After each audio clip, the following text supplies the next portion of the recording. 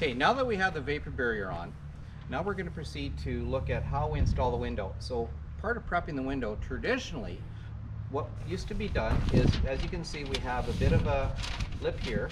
So with the vapor barrier, you would find the corner and we would cut it up, find the corner, cut it up, and then we would bend these over and we'd have a piece in the corner here as well, a bit of a butterfly so there was an overlap, and we would staple this down, we would duct tape it, and that would be our protection on our sill and around our window.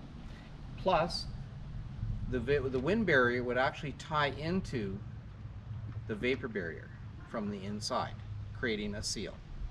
So we're not going to be doing that. What we're going to be doing is we're going to be using a peel and stick membrane. We've got a couple of products that we're going to be working with on how we install the window. So when we come back, we'll prep our window here and we will start prepping our opening. I don't know if the last part got caught. Something just went. Oh.